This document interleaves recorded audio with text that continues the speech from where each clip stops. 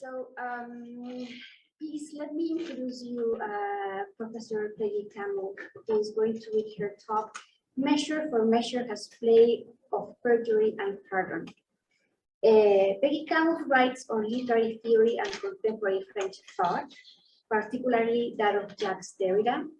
Her most recent book is Literature and the Remains of the Death Penalty, published in 2019.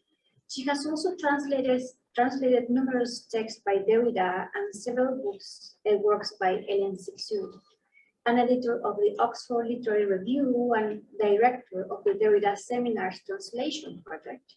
She also co-edits the series of Derrida's teaching seminars in English. She's a professor emerita of French and comparative literature at the University of Southern California. Let me add just two comments that I come up with after reading her intimidating and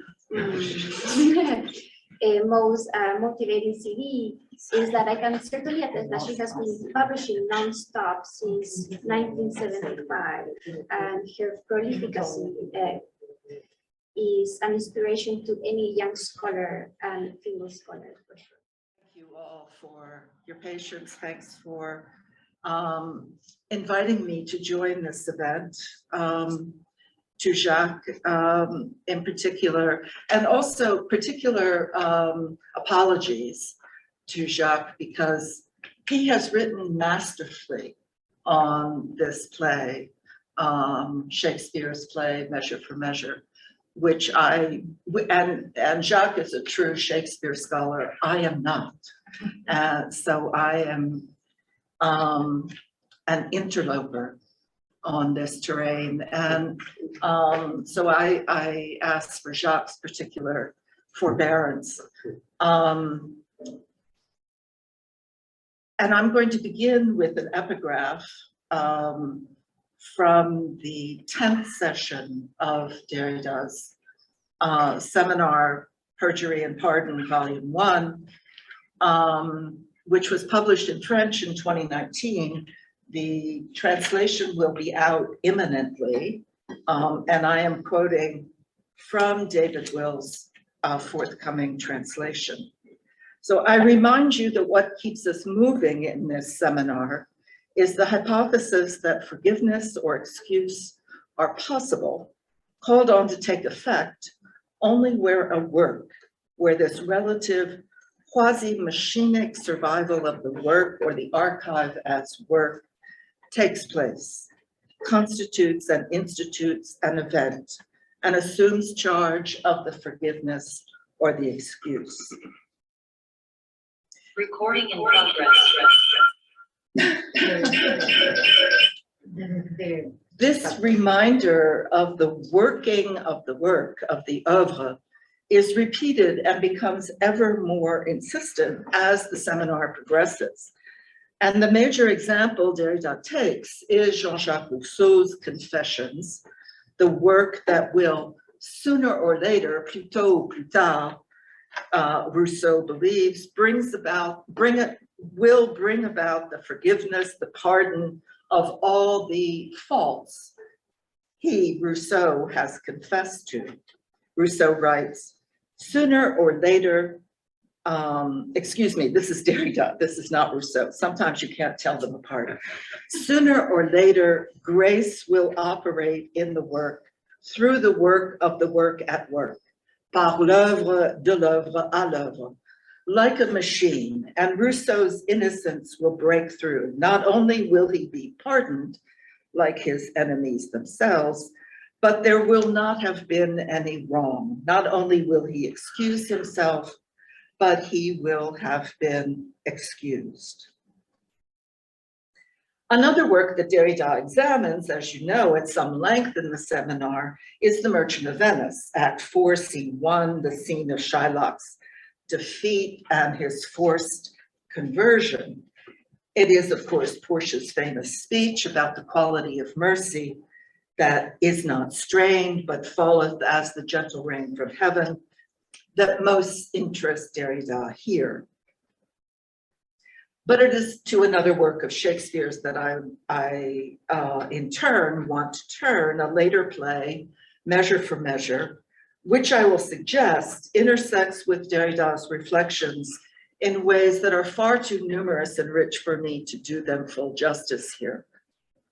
Just know that it is a play all about forgiveness or pardoning as an act of justice by the law that both punishes and pardons, by the sovereign who has the right to pardon.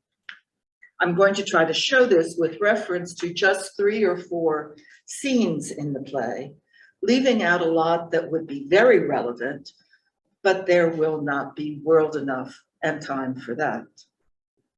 First, a brief synopsis, which I will fill in as necessary and as I go, and I take it from the Folger Shakespeare Library edition of the play. Human nature and the law often collide in Measure for Measure. As the play begins, the Duke of Vienna announces he is going away and puts his deputy Angelo in charge of the state. Angelo immediately enforces a law prohibiting sex outside of marriage, sentencing Claudio to death for sleeping with Juliet, Claudio's now pregnant fiancée. Claudio's sister, Isabella, a novice nun, appeals to Angelo to save her brother. But the supposedly pure Angelo demands that Isabella sleep with him to save Claudio. To Claudio's dismay, Isabel refuses. The Duke, who has remained in Vienna disguised as a friar, suggests that Angelo's jilted fiancée, Mariana, take Isabella's place. Although the trick succeeds, Angelo orders Claudio beheaded anyway. The Duke saves Claudio, but he tells Isabella that Claudio is dead. The Duke, resuming his identity, sentences Angelo to wed Mariana and then be put to death. But Mariana and Isabella plead for Angelo's life. Revealing that Claudio is alive, the Duke pardons Angelo and proposes to Isabella. That's a very, very condensed version of things. That summary leaves out a number of subplots and minor characters, but it gives you perhaps the basic idea. Before taking up the first scene I want to discuss, which is Act 2, Scene 2, I will quote 2 lines from the preceding scene that are spoken by Aeschylus. Aeschylus is a judge who has been appointed deputy to Angelo by the Duke, as the latter is supposedly taking leave of the city and leaving the strict, cold, and severe Angelo in his sovereign place. In these lines, Aeschylus is responding to his own adjunct, who has just lamented the severity of Claudio's punishment by death as imposed by Angelo. To this, Aeschylus replies, as if by way of excuse, with 2 rhyming lines that have the pithy ring of Proverbs. Mercy is not itself that oft looks so. Pardon is still the nurse of second woe. That mercy can be not itself, that pardon can foster, that is, nurse, not a good, but a woe. These are arguments or perhaps excuses for the severity of judgment that does not forgive the offense. But note this figure of nursing a second woe. As we're going to hear Angelo in a moment when he rebuffs the pleas for mercy for her brother by Isabella, it is his professed concern with future generations that he says motivates him to sanction Claudio's crime of fornication outside the strict bonds of marriage. Illegitimacy, then, is the second woe that he would prevent, or if not, then sanction. I said this play is all about pardoning and forgiveness, but it is just as much a play about preventing illegitimacy. Its plot is thus obsessively even a marriage plot. The concluding scene that pardons everyone, one after the other, as we'll see, also marries off no fewer than 4 unmarried women, 3 of whom are no longer virgins, and 2 of whom are pregnant. 1 of them is a prostitute. There's also a whole subplot about whorehouses, bawds, and prostitution. The play thus gives one a lot to think about concerning the relation between these 2 insistent motifs: pardon and marriage, forgiveness and heterosexual union. So Isabella has been made aware of her brother's condemnation, and at the urging of her brother's friend named Lucio, who is a very interesting secondary character, she goes to see Angelo, the replacement Duke, the Duke in absentia or acting Duke of Vienna. She goes to see Angelo to beg him to show mercy. Their face-to-face takes place over 2 scenes in Act 2, which are separated by the scene in which the Duke reappears disguised as a friar and begins all his machinations to save everyone in the end, etc. He's a bit like Prospero, if you will, without the magic and without Ariel. In the first of these 2 scenes, there are 2 witnesses to the interview between Angelo and Isabella. Lucio and someone called the provost, who is something like the chief of police. And in the second scene, Angelo and Isabella are alone. So in the first scene, Angelo is intransigent, merciless. Isabella, who is being urged in the sides by Lucio to touch him, entreat him, that is Angelo, to soften him up, to get him to show mercy, and who also warns her against being too cold, but after all, she's a postulate nun, don't forget. She works up her eloquence to appeal in terms that can recall Portia's terms to Shylock when she invokes the quality of mercy. Whoops, I'm not used to mice.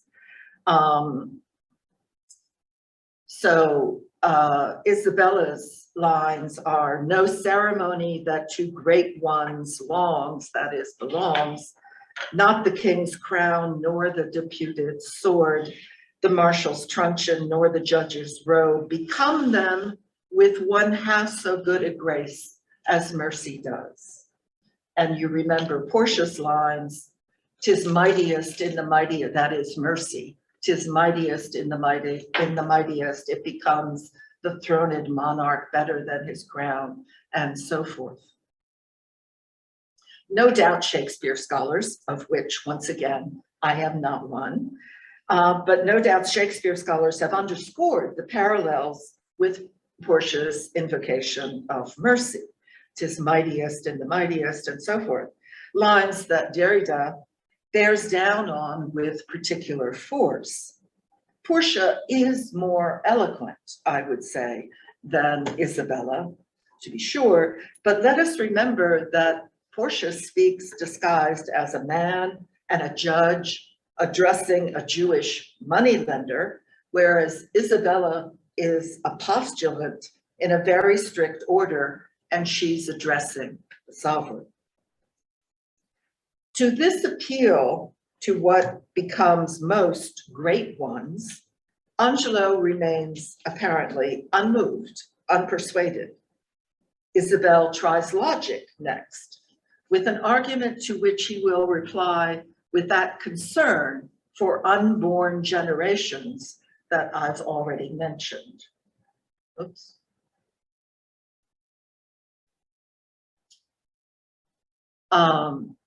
Isabella says to Angelo, "Who is it that hath died for this offense? There's many have committed it."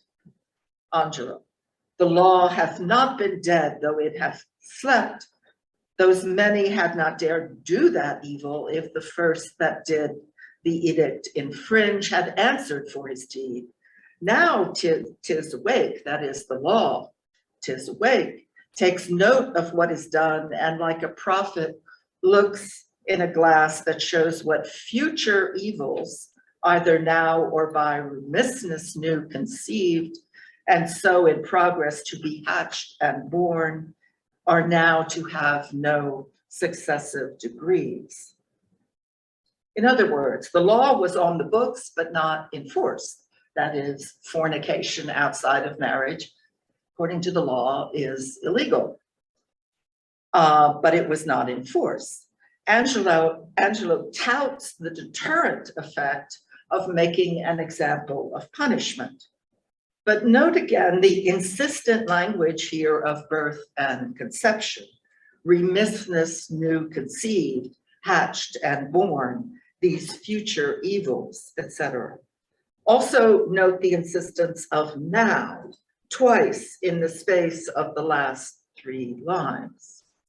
This provokes a question, which I put to all of us: can or should forgiveness take account of anything beyond its performative effect in a hypothetical present that is without past or future? Can it be anything but a kind of arrest of successive time, of time as successive, what Angelo calls successive degrees? Angelo wants to sanction past actions, signify that they are unforgivable, in view of a future, always a future, which is in any case purely speculative. And here the image of the glass, that is the mirror, underscores that this is all speculation. So a question that we might ask is, can forgiveness ever speculate? Be a speculation in this way? Derrida would no doubt refine this question in numerous ways, but I'll set that aside and maybe we can come back to it in the Q&A. A last plea from Isabella before she leaves this scene appeals to Angelo's heart, bids him to knock on his own heart and let it confess, quote, a natural guiltiness such as is his, that is Claudio's, her brother's. She says to him, go to your bosom, knock there and ask your heart what it doth know that's like my brother's fault. If it confess a natural guiltiness such as is his, let it not sound a thought upon your tongue against my brother's life. Now, what is remarkable is that up until this very moment, Angelo has apparently fully deserved and lived up to his reputation as a man with ice in his veins. In a later scene, Lucio says of him, they say this Angelo was not made by man and woman after this downright way of creation. It is certain that when he makes water, his urine is congealed ice. So ice in his urine, if not in his veins. Angelo's coldness, however, begins to melt when Isabella appeals to his heart in these lines. Ask your heart what it doth know that's like my brother's fault. When, in other words, she invokes, for the first but far from the last time in the play, the figure of identification between the judge and the judged, the accuser and the accused, the figure that Derrida repeatedly and insistently underscores as involved in any possible forgiveness. As he writes at one point, commenting on Venice, here I'm quoting now Derrida, the whole process of forgiveness in its most problematic and enigmatic aspects is organized by identification with the other and substitution of one by the other, of one for the other, of the unique one in the place of the other unique one, of the other in itself in place of the self. Well, after Isabella's last plea to ask your heart what it doth know that's like my brother's fault, Angelo, in effect, confesses to himself in an aside that he is moved by it. She speaks, and 'tis such sense that my sense breathes with it, he says. The last lines of the scene, spoken in monologue when Angelo is alone on stage, acknowledge, but only in secret, that he is indeed like other men, or beginning at least to understand them. He says, ever till now when men were fond, I smiled and wondered how. She speaks, and 'tis such sense that my sense breathes with it.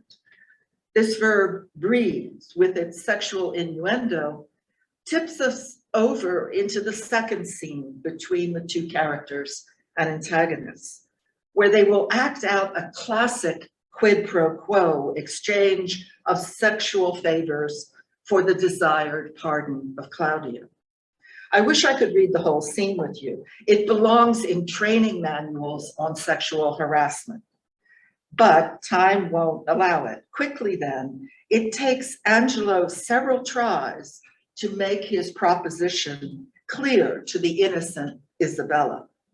Finally, he has to be quite direct until she gets his meaning and repels the offer in no uncertain terms. Oops, I've gone ahead there. Okay. In no uncertain terms. Angelo, whose blood is finally running very hot, has the gall then to say to her, were you not then as cruel as the sentence that you have slandered so? As if it's her refusal to let him ravage her virginity rather than his intractable severity that has condemned Claudio to death. At that point, Isabella sententiously replies, ignominy in ransom and free pardon are of two houses. Lawful mercy is nothing kin to foul redemption. Once again, we have the language of kinship, two houses, that is, two families. Angelo continues to press her until finally Isabella threatens to expose him, to make public his private and secret vice, the vice of lechery for which he condemns others. Seeming, I will proclaim thee, Angelo, look for it. Sign me a present pardon for my brother, or with an outstretched throat I'll tell the world aloud what man thou art. Angelo is not cowed, however, even by this threat. He believes his reputation is secure against a mere girl's slander. Before he leaves the scene, he himself makes a final threat, and it's his cruelest threat yet. If she does not yield to him, then he will have her brother tortured before he is executed, and his lingering sufferance will be by her unkindness. Here is the language of this threat, which has become very, very pointed, dare I say, prickish. Fit thy consent to my sharp appetite, lay by all nicety and prolixious blushes that banish what they sue for. Redeem thy brother by yielding up thy body to my will, or else he must not only die the death, but thy unkindness shall his death draw out to lingering sufferance. Answer me tomorrow. I'm now going to jump over a few scenes, complications, plot twists, etc., in which the Duke, disguised as still as a friar, has arranged for Angelo's spurned fiancée, Mariana. He broke off his engagement when her dowry went down with the ship, which is yet another connection to Merchant of Venice. To get Mariana to take Isabella's place in disguise in a sexual rendezvous with Angelo, and thus secure Claudio's pardon. In commentaries of the play, this is called the bed trick. In effect, they switch beds, if you will. The scene is now the prison after this offstage rendezvous, the sexual encounter of Angelo with his ex-fiancée, whom he believes to be Isabella, yielding to his demands. The Duke, qua friar, is waiting for word to be sent that Angelo is pardoned by the grace, Claudio is pardoned by the grace of Angelo, now that the latter at least thinks he's gotten what he bargained for, it's Isabella's virginity, not realizing it was in fact Mariana's that he took. And I want to quote this scene at the prison because it relates to Derrida's concern in his seminar with the death penalty as the occasion or not of pardon in that judicial sovereign sense. So it's that tense moment in or just outside the death chamber, waiting for word to come from the governor, the president, the prince, the sovereign, as to a pardon or not. In the US, this scene remains an all too frequent possibility. The friar Duke believes it's a done deal, a fait accompli, and thus that word will be sent any moment to spare Claudio's life. Nevertheless, there's a lot of tension, anticipation. It's past midnight. The order is to execute Claudio at dawn. Why does the countermanding order not arrive? There comes then an insistent knocking at the door. And here one has to think of that knock that Isabella bids Angelo to give his heart, to sound his compassion with the guilty. So there's this insistent knocking at the door, but it takes a long time before an underling answers it. And during that time, oh yes, I was working on this back during the first impeachment trial. Do you remember that line? I want you to do us a favor, though. And that's what Claudio is in effect saying to Isabella. And these are some representations of the scene. So it takes some time for the door to be opened. And during that time, the Duke has this exchange with the provost, Duke, as the friar. Have you no counterman for Claudio yet? But he must die tomorrow? None, sir, none. As near the dawning, provost, as it is, you shall hear more ere morning. Happily you something know, yet I believe there comes no countermand. No such example have we, besides upon the very siege of justice, Lord Angelo hath to the public ear professed the contrary. He has professed, that is, the contrary of pardon or forgiveness. This sounds very much like the one whom Derrida insists on calling Bush Jr., that is, George W. Bush, who as governor of Texas promised his electorate he would not exercise his right of pardon, and who presided over the execution, among many others, of a certain Carla Faye Tucker in February 1998, while Derrida was giving a seminar in Paris. In fact, this Bush held and still holds a grim record, 152 executions in Texas while he was governor, and not a single pardon. So like Bush Jr., Angelo, to the public ear, professes the contrary of mercy, the very act that draws indignation from Derrida. For such a public profession and promise, short circuits, so to speak, the very possibility of identification with the other, the guilty one, the other fornicator who is Claudio for Angelo, Carla Faye Tucker, and more than 150 others for George W. Bush. That is, it closes down the very possibility of pardon out of compassion. As Derrida remarks, going back to the seminar, Bush Jr. refuses clemency by claiming that at the moment he was elected, he promised, he made a commitment to his voters never to use his right to pardon, which is in contradiction to the very idea of the right to pardon. One cannot, one should not be able to commit before one's electorate never to use one's right to pardon. What happens in a democracy when things come to that?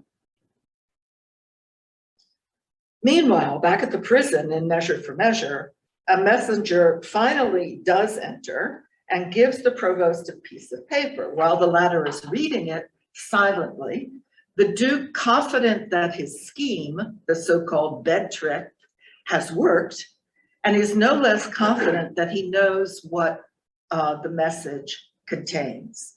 And he says in an aside, this is his pardon, purchased by such sin for which the pardoner himself is in. Hence hath offense his quick celerity when it is born in high authority. When vice makes mercy, mercy so extended that for the fault's love is the offender friended. This is the Duke's vivid description of the movement of identification that will have, or so he thought, will have worked on Angelo through the sin which the pardoner himself is in. Sin, vice, offense, as the Duke well knows, they all now qualify Angelo no less than the condemned man. But don't forget that this little speech is but the Duke's projection, imagination, supposition as to the compassion that has transpired in Angelo's heart and taught him mercy.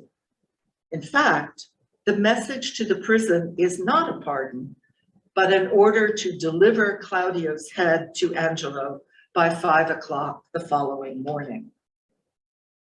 Angelo has thus perjured himself after promising Claudio's pardon to Isabella. His crime, offense, or sin is now compounded by perjury, or rather forswearing. This forsworn promise is going to set off further machinations by the disguised Duke to save Claudio, but also finally the city that he had only pretended to abandon to Angelo's cruel justice. I'm going to spare you details here because it involves several substitutions and finally substituting the head of an already dead prisoner who died from fever and who conveniently resembles him, substituting it for Claudio's own head in order to trick Angelo once again. And commentators call this the head trick. So you have the bed trick, and this is the head trick. And now I'm going to jump to the final act, the last act, Act 5, which consists in one long scene, by far the longest in the play, 539 lines in one edition, 613 in another.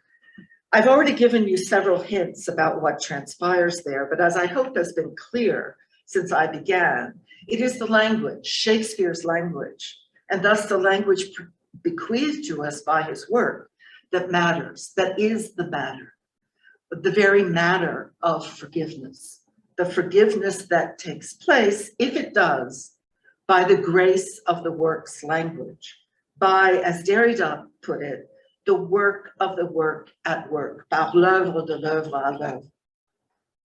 So I'm just going to pick out some of this language of pardon and forgiveness that pours down in this final scene, or in Portia's terms, that droppeth like the gentle rain from heaven.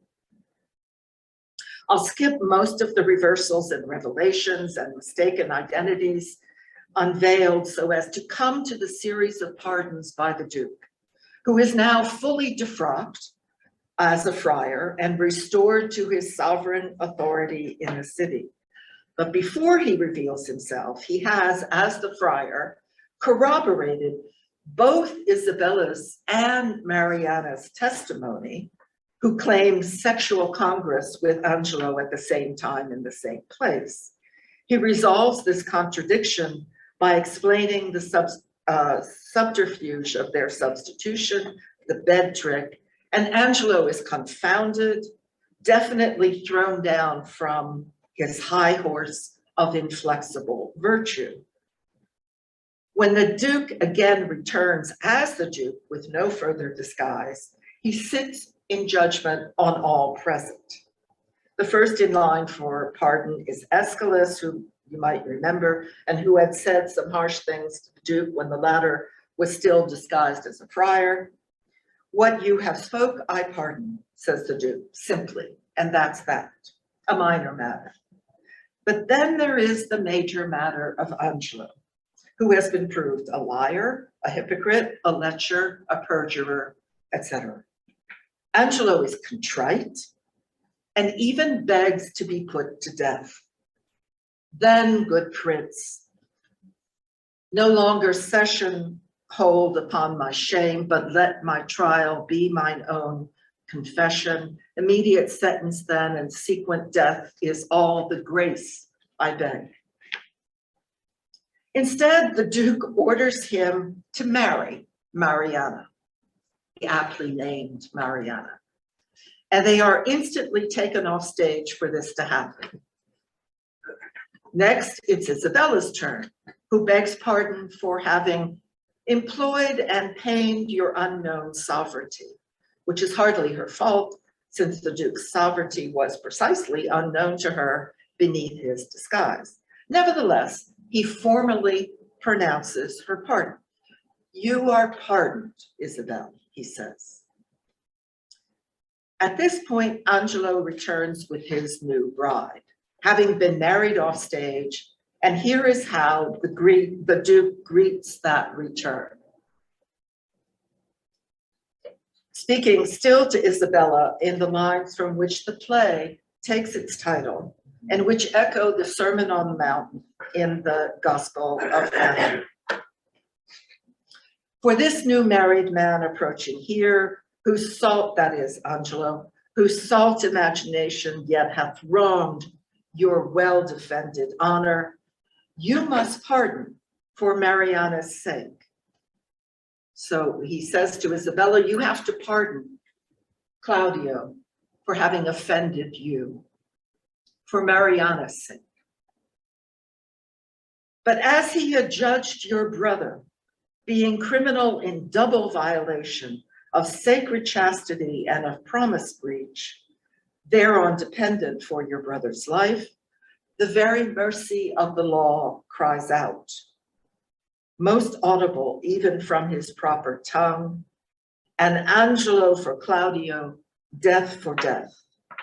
Haste still pays haste, and leisure answers leisure, like doth quit like, and measure still for measure. So for his salt imagination, that is his lecherous thoughts, you must pardon him, Isabella, for Mariana's sake. But Angelo's is a double violation, not just of sacred chastity, but of promise breach, perjury, or forswearing. And for that, the very mercy of the law cries out. And Angelo for Claudio, death for death, eye for eye, measure for measure. Accordingly, in the next line, the Duke sentences Angelo to death. And now it's essential to know that Isabella still believes her brother has been executed. The Duke has carefully neglected to let her in on the subterfuge of the head trick, her brother's faked death, which is quite a refined form of cruelty when you think about it. But leave that aside for the moment. So the Duke has, in effect, here set up a test of Isabella's mercy. What is she going to do faced with the possibility of revenge against the one she believes to be her brother's executioner or murderer? After Angelo's death sentence is passed, Mariana, the new wife, implores the Duke to spare her husband and appeals to Isabella to support her in her appeal for mercy. Isabella hesitates. The Duke understands her hesitation and even seconds it, saying to Mariana, against all sense, do I have this?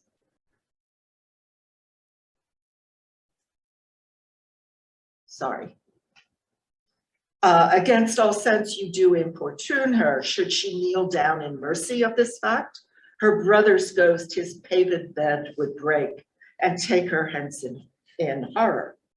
In other words, her dead brother would roll over in his fresh grave if Isabella were to beg pardon for his execution.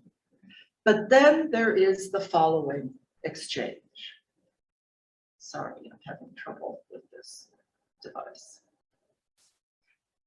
Mariana, oh, Isabel, will you not lend a knee? Duke, he dies for Claudio's death. Isabella, kneeling. Most bounteous sir, look if it please you on this man condemned, as if my brother lived.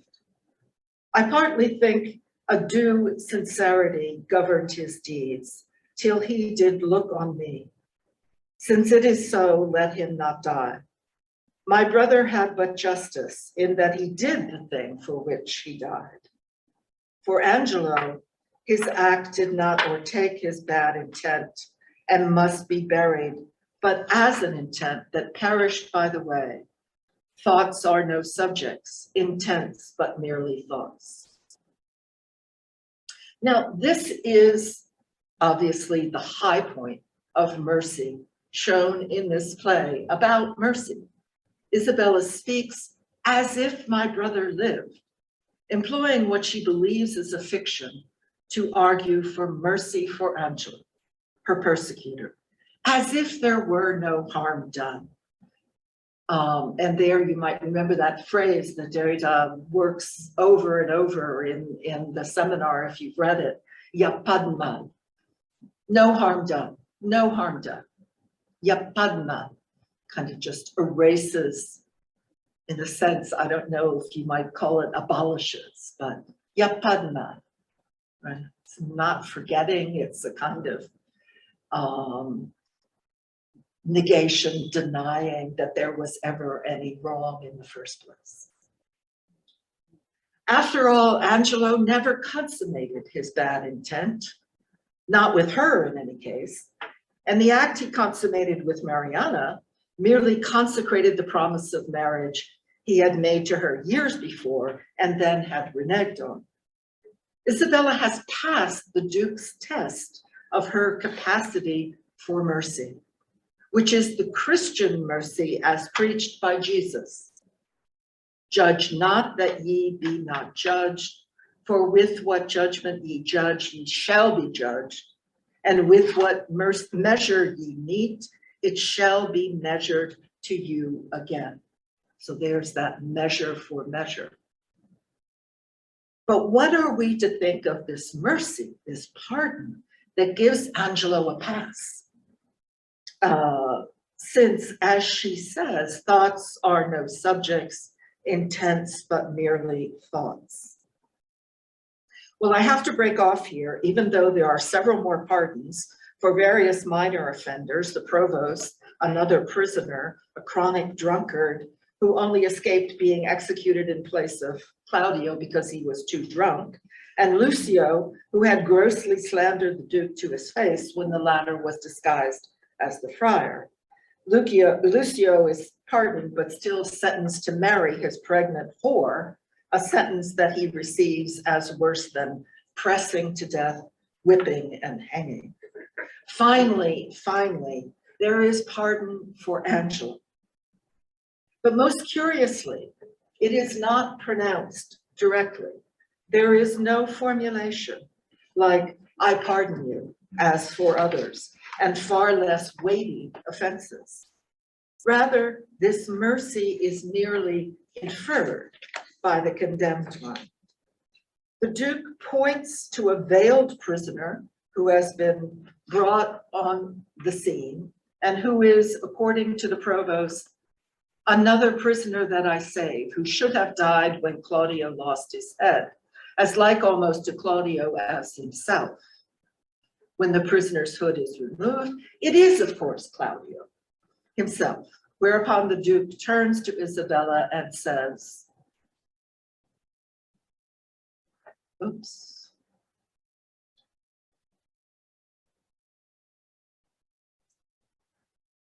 If he be like your brother, for his sake is he pardoned. And for your lovely sake, give me your hand and say you will be mine. He is my brother too. But fitter time for that. By this, Lord Angelo perceives he's safe. Methinks I see a quickening in his eye. Well, Angelo, your evil quits you well. Look that you love your wife, her worth yours. I find an apt remission in myself. So Angelo perceives he is safe because the Duke finds an apt remission in himself. These are not the last words of the play, or even its last words of pardon and forgiveness, but they would underscore the Duke's lesson in compassion. The remission he finds in himself is for Angelo's sin of lust, desire for Isabella, which he is here proclaiming aloud in public. He identifies thus with Angelo through their common desire for Isabella, and by means of this triangulation, the debt is absolved between the two men, and their mutual guilt bestows forgiveness, an apt remission on them both. Isabella, meanwhile, who has just been proposed marriage by the Duke, a proposal that will be reiterated in more explicit terms in the play's final lines, Isabella, meanwhile, remains silent as the curtain falls. In fact, she speaks not another word after kneeling to plead with the Duke to pardon Angelo, not even when her brother is returned to her from the dead. What is one to make of this silence? So far, I've refrained from suggesting any of the other ways this play might be read in order to focus entirely on its language of pardon, forgiveness, and mercy. But here at the end of the play, language fails the character of Isabella, who has not been at a loss for words up till now, even when faced with the outrage of Angelo's proposition, or Claudio's, her brother's, no less outrageous urging in a scene that I skipped. She goes to see him in the prison and tells him what Angelo wants her to do to save his life. And Claudio says, well, can't you do it? And she's, of course, scandalized and says to him, oh, you beast, oh, faithless coward, oh, dishonest wretch. Mercy to thee would prove itself a bawd. That is pimp. As you might imagine, interpreters of the play, scholars, critics, actors, and directors have filled Isabella's silence in many different ways. These different interpretations range from stage directions that send Isabella into the Duke's waiting arms with gratitude for his generous proposal, procuring the happy end of the marriage plot, on the one hand, to a contrary reaction wherein she manifests her shock that the Duke has, in effect, just repeated Angelo's manipulative coercion to win her maidenhead in exchange for sparing her brother's life. I have also read about a 1994 Royal Shakespeare Company production where Isabel fills the silence first with a slap, she slaps the Duke, then with a kiss, before beginning to weep. As one commentator wrote of this ending, the lights faded on the uncomfortable looking Duke and weeping Isabella, looking at each other motionlessly, leaving the play radically unresolved. This same commentator, who is the noted Shakespeare scholar Pascal Aebischer of the University of Exeter, goes on to remark that, quote, the unexpected kiss and ensuing distress both promised a happy ending while withholding it. And Isabella's contradictory response not only seemed to say, a curse on all your sex, but it also suggested, in tune with the play's emphasis on mercy, that Isabella might be able to forgive even the Duke. Even the Duke, whose power to pardon is sovereign, even he might be forgiven. It's indeed with this latter suggestion that I will leave you. In the end, we might suppose that Isabella is struck dumb by the enormity of the Duke's plot, which is the plot of the whole play, to marry her despite her profession of a vow of chastity. Her silence would be the measure of that enormity. She has already shown herself capable of forgiving Angelo in the test that the Duke designed to judge her capacity for mercy. And here at the end, she must decide if she can do it again. Can she measure up to the measure of the unforgivable? For such is, Derrida insists, in a phrase that echoes the title of the play, the only measure of forgiveness. It is only against the unforgivable, and thus the measure without measure of a certain inhumanity of the inexpiable, of the monstrosity of a radical evil, that forgiveness, if there is any, is measured. Measure for measure, then, perhaps, gives one measure of this immeasurable in the work of Isabella's silence. Thanks.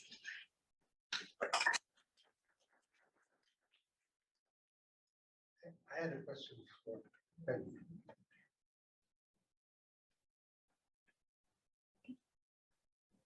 I wonder if you would say a little bit more about the question of speculation and forgiveness. I found that really interesting. And wondered if you could say a little bit more. It seems as though taking account of the consequences of forgiveness is a speculative act, or at least an imaginative act. And this is separate from measure, but if I can see an argument, not one that I would completely accept, that says that if I don't take account of the consequences or the imagined consequences of my forgiveness for this act, the forgiveness is there's a danger of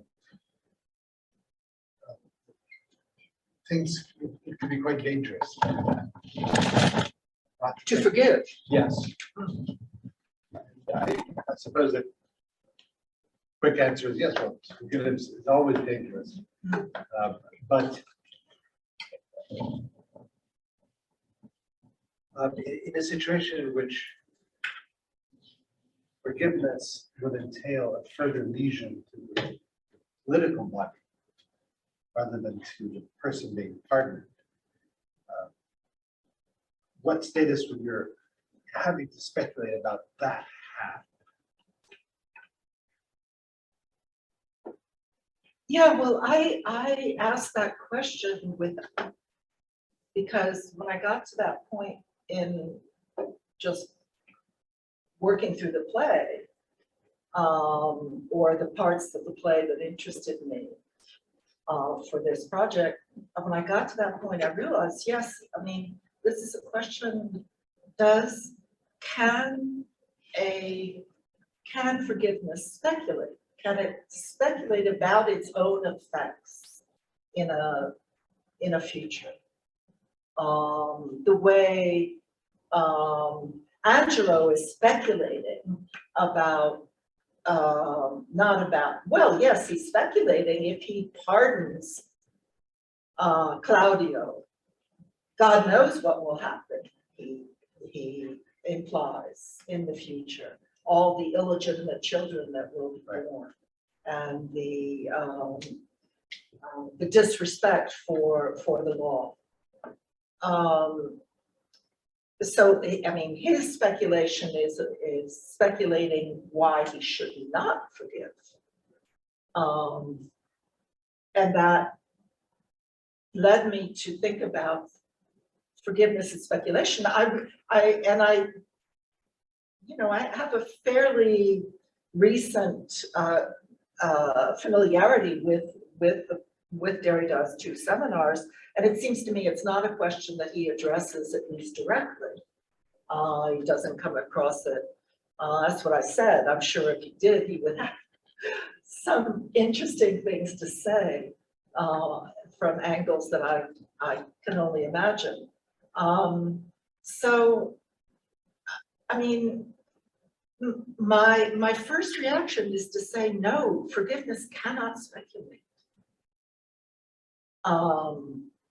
It seems to me that it has to take a leap,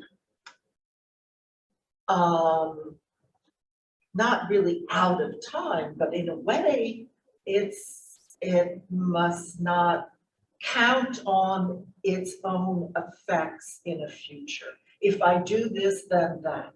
If I don't do this, then that. I think that is a way of conditioning the act that has to, as I say, leap in some sense without knowing.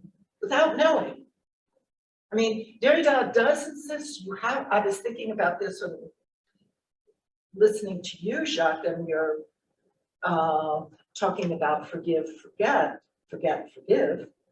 And that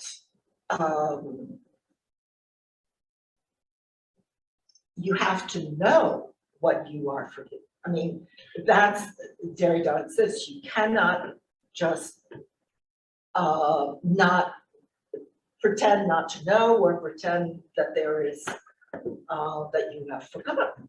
You can't forget. He seems to insist, right. Although it's not at all easy or simple. I would say that relation between forgiving and forgetting, as he reads through it, and he spends a lot of time, really a lot of time, asking about the connection, the relation, or what it should be or what it can't be, and insists. I was checking while you were talking to kind of jog my memory that one has to know. Yeah. And you cannot forgive out of ignorance, or but I don't think that means you can know what the effects of the act of forgiving will be. Obviously, you can't. I mean, that's the speculation on a future unknowable. So I think I come down on saying, no, forgiveness cannot speculate in that way. But, I really wanted to throw it out as a question here to others. Yeah. I wonder, it seems to be that if you, some of the language that you're using to describe that, a leap, a complete not knowing, I accept that as a kind of moral or ethical principle, but I'm not sure that it's a plausible political principle. Right? And so maybe part of the issue here is to kind of navigate the relation between the ethical dimension of the seminar and the political dimension of the seminar, the ethical dimension of pardoning and the political dimension of pardoning. In as much as pardoning is a plausible political act or plausible within a political scene, it has to entail some form of reclamation. but in as much as it's an ethical, part of the ethical register, it has to exclude that. That seems to be a really important thing to acknowledge here, if I'm right about it. That if there's a political dimension, and let's say that I am acting to pardon out of a political, some sense of fullness, then it's the consideration of the continuity of the institution that is an issue in the pardon. And that's a different matter from the kind of language of the league. But I understand what you're saying, and I think, but I guess I don't see how, in political terms, I mean, or circumstances or context, or with stakes that are political, that there is any greater or any more knowledge about the effects of one's forgiveness than in any other circumstance.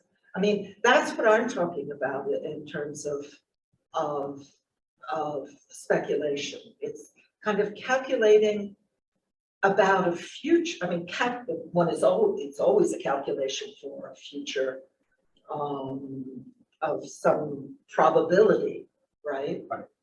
But not in the case of the ethical part. I think you were saying that there's no calculation there at all. What was that misunderstanding? no, but I guess I'm saying that I'm not sure that that distinction holds up between ethical and political in the case of forgiveness. I mean, you could say, yes, that one act or in one's has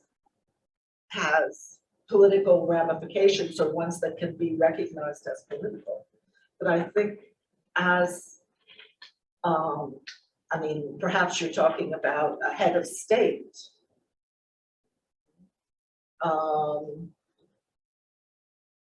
What, head of state forgiving?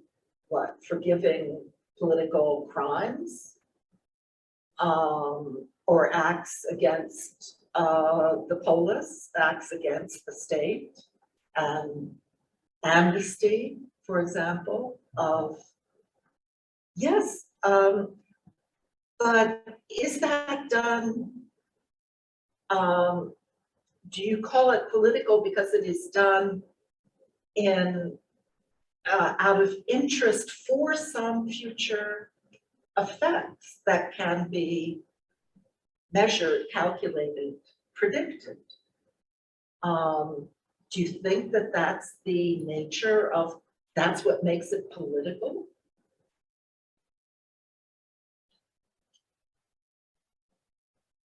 I don't want to monopolize. So let's, you want to see if there's anybody else on Zoom? I can repeat the question. Is there anybody else on Zoom? So we don't monopolize the discussion? No, if you do want to intervene, just unmute yourself and jump in, please. You have been invited already.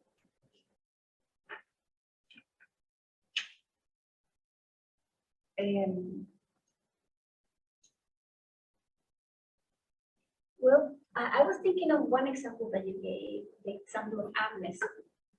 And when you forgive in the context of amnesty, there is a calculation at stake,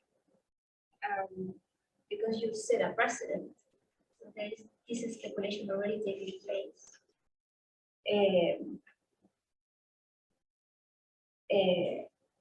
So I thought that was perhaps a good example of all the sort of speculation that you were thinking, a concrete example.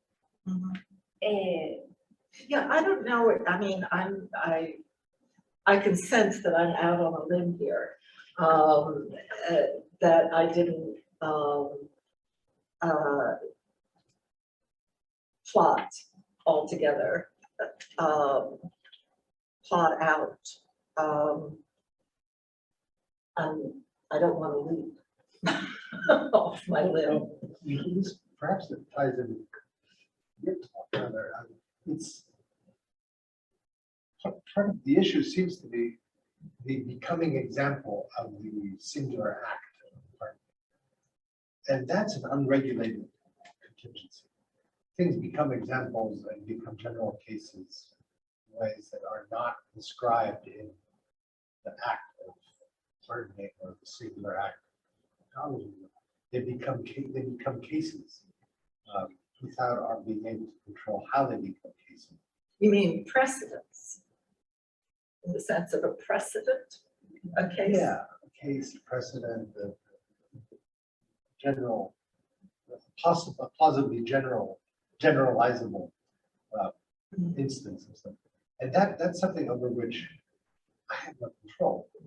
Like when I do X, how do I know how it will become an example of precedent in a future time? But even knowing that and taking that into account is a form of calculation. So to take account of the ways in which my act could result in an exemplary instantiation that other people could then say, well, you did that. Even that kind of reticence that is caused by my recognition of the uncontrollability of the exemplariness of the act is something that I have to take into account. And that is a kind of speculation, isn't it? Well, I guess, Jacques, that it seems to me you're talking about acts of public figures, making very public acts of amnesty or pardoning, like, is that right? I mean, maybe that's on one hand, yes, but on the other hand, I can imagine. You know, what I might say to someone close to me who has offended me or done me some harm that I find I forgive. I mean, it's hardly something that I imagine could become an example. Because, I mean, you're talking about public acts, Well, not publicly recorded and remembered and judged, or is that right? Yes and no. I mean, I can imagine a situation in which I've done a grievous harm by an intimate friend. And I say, okay, I forgive you for that. How do I know at the moment of forgiving that this is not giving the person license to repeat the grief in the future? I don't know that. Mm-hmm. I have to commit to the possibility, and I have to hold myself to the discipline of not remembering that she or he did this to me and judging that person doubly harshly the next time. Well, I mean, that I would also want to discuss. I mean, not remember. Yeah. So even if that was the case, though, and your forgiveness of your friend anticipated some sort of future, or even if it was a worry over the license of that would give him or her to behave similarly in the future, wouldn't that be precisely the type of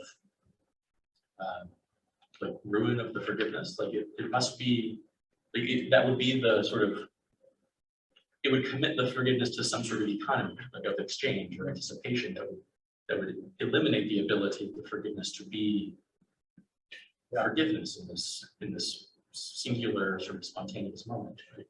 I guess I'm quite skeptical of the plausibility, the possibility. I mean, all of these things have ins that you can put in front of them and say, Okay, yeah, no, the forgiveness chakra we're talking about is impossible, and it's implausible, fine. That's, but I find it, I find that sheltering oneself in the ins is making the argument, stepping back from the radicality that it does for you. He really is committed to thinking about the idea that we have to do this, and yet I don't think that there's an exclusion of economic considerations of this sort. I think that he wants us to imagine how it would work if we had to take account of plausible outcomes for the partner, and yet in the face of that logic had to do the other as well, or wanted to do the other as well. Okay, of course you're right. Of course you cannot not make those calculations. I'm sure, and or you can't forbid yourself that kind of thinking. But that doesn't mean that your act of forgiving or the act of forgiving is determined by that calculation, or can be determined by that calculation. I mean, or even if you believe that it is, it's that the act itself does not exhaust itself in that calculation. I completely agree, but I guess what I was resisting in the way that we were talking about it was the idea that a priori we should exclude calculation. Well, maybe I kind of was too truculent, but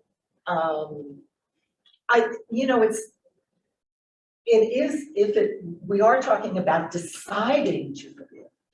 I mean, shall I, or shouldn't I, must I not? What's the upside, what's the downside? All of those calculations. But finally,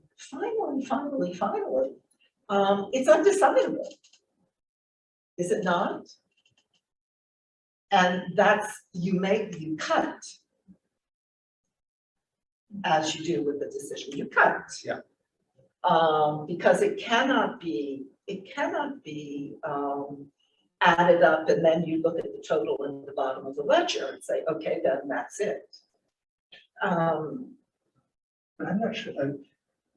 I agree with you. You cannot do the ledger thing, but in what circumstances is that kind of accounting the actual ground for a decision? Almost never. It's more than usually. It's probability. It's a much messier situation when you come to the end of the account and you say, well, at this point is an element of unknowability, and I have to make the decision. Yes, exactly. And so I think we agree, but that doesn't mean that we don't make the accounting, because you have to do the accounting to come to the point where, as Wittgenstein says, the spade turns. You dug as much as you can, and you dig it, and then at a certain point, block. Okay. Well, not at a So certain this point, comes let's say at a back not to certain point. I mean, my asking, can forgiveness be speculative? I mean, I see. All right. I think I just was trying to get at that the way in which coming out of that moment in the play when Angelo is speculating on why he will not forgive.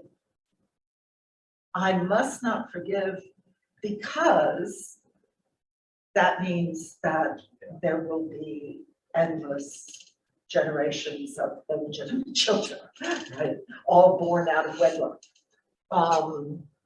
So we must crack down now. I cannot forgive. We cannot forgive. And so perhaps it had to do more with the kind of negative decision not to forgive. And that is the speculative. But I don't know. I have to think about this more. As I say, I just threw it out as an idea. I'm not sure still which side I come down on. Yeah. Is this similar though to would it be fair to frame your issue within what Derrida says when he, that, you know, the only what can be forgiven is the unforgivable, which of course, on the one hand means, you know, the well-known discourse of the unforgivable is the enormous amount of violence that it exceeds our ability to forgive. But then it also means sort of logically that insofar as any sort of moment of forgiveness calls for a decision that requires in some sense speculation and accounting taking, which then ruins the fact that it's forgiveness. Therefore, the very ability to forgive means that you're only ever really forgiving the unforgivable in that sense. Is that similar to what to the point that you're raising? That on the one hand, the speculation would be sort of on the one hand, as Derrida says in other contexts, necessary but impossible. It must be there. This political calculation is on the one hand necessary, but it's in the grand scheme of things, it's sort of impossible because it sort of ruins the sort of givenness of forgiveness in some way. But that is only if you imply that there is something like pure forgiveness, and I would be against that. Yeah, I don't think there is something like pure forgiveness. Perhaps in the scene of confession, you can have something like pure forgiveness, like, okay, son, tell me your sins, you just tell them, and then you are forgiven. I saw like two dimensions. On the one hand, something that hasn't been addressed here much, at least to my perception, is that there is a form of forgiveness that takes the form of trauma. Okay, you can also forget, not forgive, but you can also forget just because you're traumatized. That's a form of forgetting. So when you say, can we can apply to the population that is traumatized, but also the question is applied to the people that is actually exercising the right of law. So it has those two dimensions, right? One of them applies to the judicial dimension of forgiveness. The other one, I would say, to a more private sphere of forgiveness, like trauma. Paula, I would completely resist the idea that trauma can be a form of forgiving. No, not forgiving, forgetting. Yeah, not forgiving, forgetting. Do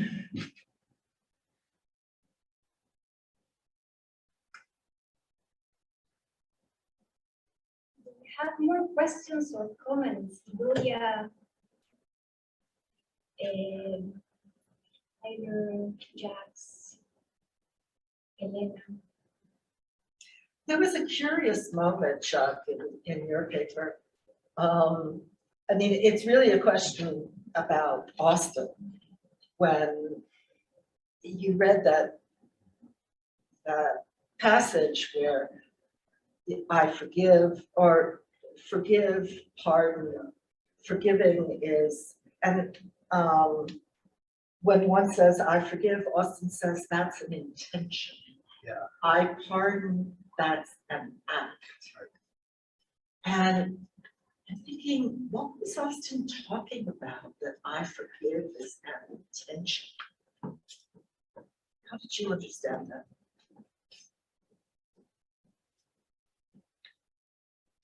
I think that the whole problem of intentions and performative is he bangs his head against it. And I know that, And- but I don't know what's going on at that level, and neither does he, I think. I mean, his language gets, this is obfuscated in the Spanish for one reason and French the other reason. His language gets very indecisive. He says things tend to go in this direction. We try to clarify this, and we have a sense that there's a difference between forgiving and pardoning. And I would line up forgiving on the side of something that requires an intention, and pardoning is simply the execution of something. But he doesn't say that they should be categorically differentiated. He says that we tend to. it's tend just to a want very to. curious moment. It's as if he was trying to justify the fact that we have these two different words. Yeah. Which clearly you don't have in French or Spanish, which, he didn't think about. But the way in which English is such a kind of mishmash of Latin and Anglo and Germanic languages, it's so we get extra words. And we have, these two very clearly similar and often treated as synonyms. Yes. To forgive, to pardon. But, they have tended to kind of veer, pardon is more a legal term than forgive, you don't speak of the governor forgiving